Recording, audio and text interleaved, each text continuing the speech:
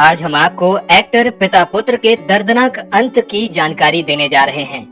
पिता 70-80 के दशक की फिल्मों का एक मशहूर विलन हुआ करता था, वहीं बेटा 90 के बॉलीवुड का जाना पहचाना नाम था।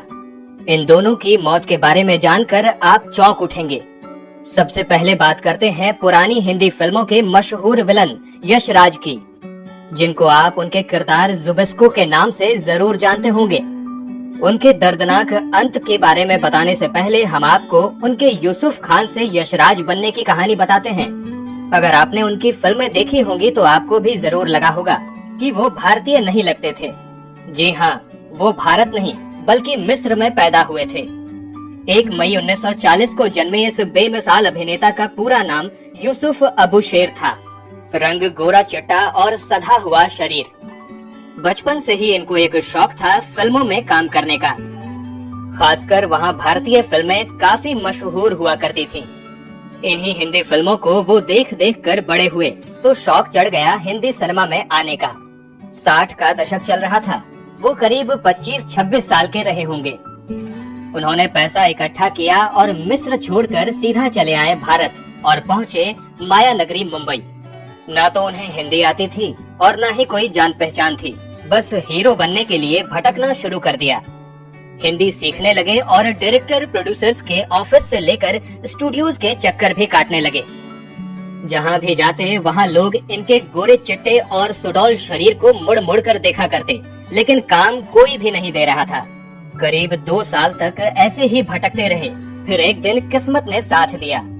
ये बात 1967 के आसपास की होगी, जब डायरेक्टर गीता प्रिया की नजर इन पर पड़ी और उन्होंने इन्हें अपनी फिल्म का हीरो बना दिया। 1969 में ये फिल्म आई। इस फिल्म का नाम था जंगल की हसीना। ये फिल्म सुपर फ्लॉप साबित हुई और यूसुफ फिर से पहचान के लिए भटकने लगे। इतने सालों में उनकी दोस्ती कुछ फिल्मी कलाकारों से हो गई थी। उन्होंने सलाह दी कि अगर अपना नाम बदल लो तो शायद कुछ काम बन सकता है। उन दिनों बॉलीवुड सितारों के बीच फिल्मी नाम रखने का बड़ा चलन था।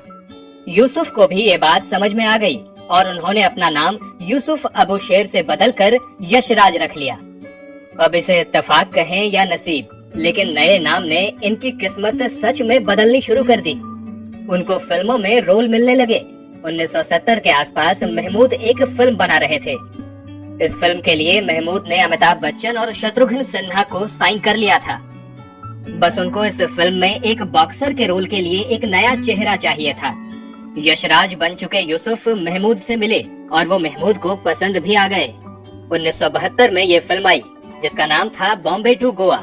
इस फिल्म में एक पारसी बॉक्सर के रूप में यूसुफ नजर आए। उनका महमूद के साथ एक फाइटिंग सीन बड़ा मशहूर हुआ था और इसी फिल्म से पहली बार यूसुफ की पहचान दर्शकों के बीच बन गई। महमूद को तो वो इतने ज्यादा पसंद आ चुके थे कि उन्होंने अपनी अगली फिल्म गरम मसाला में भी उनको एक रोल ऑफर कर दिया। इसके बाद उनको फिल्में मिलनी भी शुरू हो गयी, जैसे 1973 में आई फिल्म नैना, 1974 में 2 फूल और दुनिया का मेला, 1975 में धर्मात्मा और 1976 में हर फन मौला। ये अलग बात थी कि आए तो वो हीरो बने थे, लेकिन रोल उनको नेगेटिव ही मिलते रहे। लेकिन 1977 में एक फिल्म आई जिस फिल्म ने उनकी पहचान ही बदल डाली। मशहूर डायरेक्टर मनमोहन देसाई, अमिताभ बच्चन, ऋषि कपूर और विनोद खन्ना को लेकर एक फिल्म बनाने जा रहे थे। उन्होंने एक दिन यूसुफ को बुलाया और बहुत ही महत्वपूर्ण किरदार यूसुफ को दे दिया। बस यहीं से यूसुफ की किस्मत का सितारा बुलंद हो गया। ये फिल्म थी अमर अकबर एंथनी और इस फिल्म में यूसुफ को परवीन बॉबी के बॉडीगार्ड जुबिस्को का रोल मिला था। फिल्म तो हिट हुई ही, साथ ही साथ यूसुफ का किरदार भी इतना ज्यादा हिट हो गया कि लोग इस फिल्म के बाद यूसुफ को जुबिस्को के नाम से ही जानने लगे। इसके बाद तो यूसुफ ने एक से बढ़कर एक सुपरहिट फिल्मों में काम किया, जैसे परवरिश, विश्वनाथ, डॉन, देश परदेश, मुकद्दर का सिकंदर, कर्ज, नसीब, डिस्को डांसर और बॉक्सर जैसी फिल्मों में काम करने के बाद यूसुफ अब 70 और 80 के दशक के बड़े खलनायकों की लिस्ट में शामिल हो गए। उनका करियर अब हर साल एक नई उड़ान भरता जा रहा था। लेकिन एक दिन अचानक सब तबाह हो गया। यूसुफ खान ने भारत में ही शादी की थी, फैजाना नाम की एक लड़की से। दोनों के 3 बच्चे हुए, फराज, फहद और फादिया। सब कुछ बहुत अच्छा चल रहा था। साल 1985 की बात है। वो एक फिल्म की शूटिंग करने गए हुए थे। उस दिन सुबह से शूटिंग शुरू हो गई थी। यूसुफ के सीन्स शूट हो रहे थे और तभी अचानक यूसुफ की तबीयत बिगड़ने लगी। उनके सिर में बहुत तेज दर्द होने लगा और वो वहीं सेट पर लड़खड़ाने लगे। लोगों को कुछ समझ ही नहीं आ रहा था कि आखिर हो क्या रहा है। जब तक कोई कुछ समझ पाता, वो अचानक लड़खड़ाते हुए बेहोश हो गए। सेट पर हड़कंप मच गया। फौरन उन्हें अस्पताल ले जाया गया, जहां डॉक्टरों ने चेक किया तो पता लगा कि उनकी मौत हो चुकी थी। असल में उन्हें एक दिमागी बीमारी थी जिसकी उन्हें खबर ही नहीं थी और इसी बीमारी की वजह से उन्हें ब्रेन हेमरेज हो गया था। सिर्फ 45 साल की उम्र में इस अभिनेता की मौत हो गई। दोस्तों, बड़ी हैरानी की बात है कि पिता जैसी किस्मत ही बेटा भी लिखवा कर लाया। 1987 के आसपास की बात है। राजश्री प्रोडक्शंस एक बड़े बजट की फिल्म बनाने जा रहा था। लीड हीरो के लिए ऑडिशंस चल रहे थे। 50 से 55 लड़के इस ऑडिशन में पहुंचे। इनमें सलमान खान, बिंदु दारा सिंह से लेकर दीपक तिजोरी भी थे। इनके साथ ही 17-18 साल का एक खूबसूरत लड़का भी आया था। उसकी एक्टिंग को देखते ही सूरज बरजात्या सब कुछ भूल गए और उस लड़के को फाइनल भी कर दिया। मगर किस्मत ने बाजी ऐसी पलटी कि वो खूबसूरत लड़का रातों रात बाहर हो गया और सलमान खान इस फिल्म के हीरो बनकर रातों रात स्टार बन गए। उस युवक की बदकिस्मती ने पूरी जिंदगी उसका साथ नहीं छोड़ा। बात हो रही है फराज खान की, जो 90 के दशक के हिंदी सिनेमा का एक जाना पहचाना चेहरा हुआ करते थे। 27 मई 1970 को बम्बई में पैदा हुए फराज खान एक्टर यूसुफ खान के सबसे बड़े बेटे थे।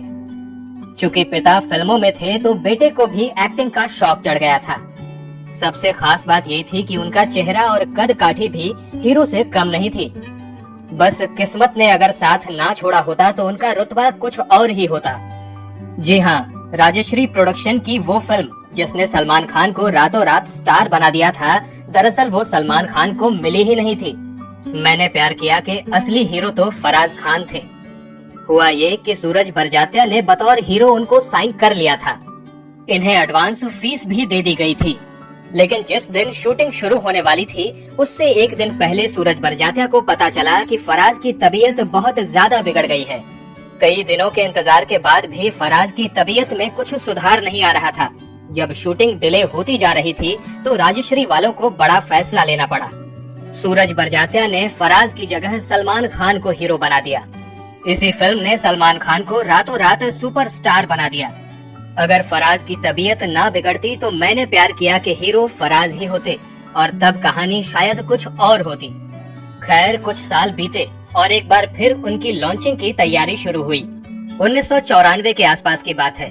विक्रम भट्ट एक फिल्म बनाने जा रहे थे। उन्हें इस फिल्म में लीड हीरो के रोल के लिए एक एक्टर चाहिए था जो दिखने में डॉक्टर जैसा लगता हो।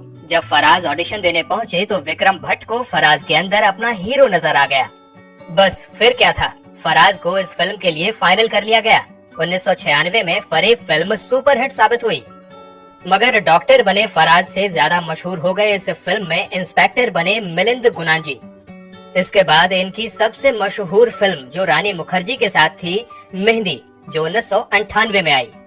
फराज फिल्म के हीरो तो थे, लेकिन इस फिल्म में उनका किरदार एक दहेज लोभी पति का था। ये फिल्म खूब चली, लेकिन बदकिस्मती ने यहाँ भी उनको नहीं छोड़ा।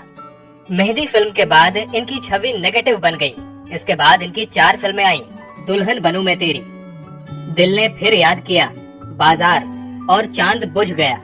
अफसोस कि किसी भी फिल्म को दर्शकों ने पसंद नहीं किया और इसके बाद तो फिल्म मेकर्स ने उन्हें काम देना ही बंद कर दिया।